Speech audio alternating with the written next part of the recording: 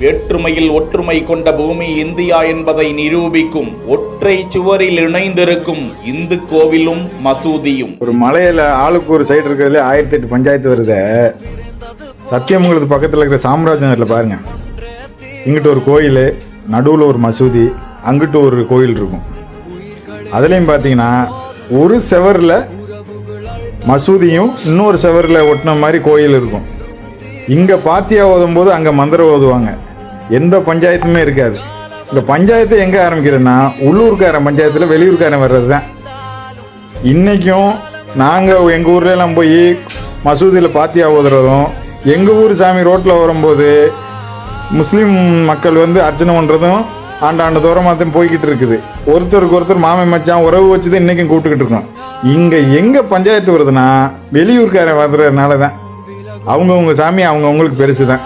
அவங்கவுங்க சாமியை மட்டும் கும்பிட்டுட்டு போனால் எங்கேயுமே எந்த பஞ்சாயத்தும் இல்லை. இந்த ஊர் பாருங்கள் எவ்வளோ ஒற்றுமையாக இருக்காங்க. அடுத்த ஒரு கோயிலை பாருங்கள், அதே ஊரில் கோயில் இருக்கும், கோயிலுக்கு பக்கத்தில் சர்ச் இருக்கும்.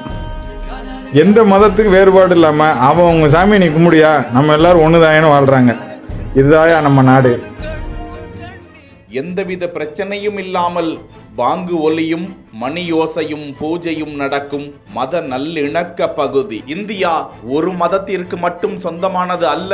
இங்கு பலதரப்பட்ட மதங்கள், கலாச்சாரங்கள், மொழிகள் இருந்தாலும் மக்களிடையே எந்த ஒரு பேதங்களும் இல்லாமல் நட்பாக பழகி ஒருவருக்கொருவர் அன்பை பரிமாறி வாழ்ந்து வரும் நிலையில் அங்காங்கே விஷமிகள் சிலரால் வன்முறைகள் ஏற்பட்ட வரலாறுகளுக்கு தலையில் குட்டு வைப்பது போன்று ஈரோடு மாவட்டம் சத்தியமங்கலம் சாம்ராஜ் நகரில்தான் இந்த ஸ்தலம் ஒற்றை சுவரில் ஒட்டி பல்லாண்டுகளாக எந்த ஒரு பிரச்சனையும் இல்லாமல் அமைதியான முறையில் நடந்து வருகிறது. இன்னும் சற்று அருகாமையிலேயே சர்ச் ஒன்றும் அமைந்திருக்கிறது. நாங்க ஒற்றுமையா தான் இருக்கிறோம், வெளியிருந்து உள்ள வந்து தயவு செஞ்சு அதை கெடுத்துடாதீங்க என்ற வகையில் தனுஷ்கோடி கார்த்திக் என்கிற இன்ஸ்டா பக்கத்தில் இது குறித்த காணொளியை பகிர்ந்திருக்கிறார்கள். மத ஒற்றுமைக்கு இலக்கணமாக திகழும் இந்த பகுதி குறித்து நீங்கள் என்ன கருதுகிறீர்கள்?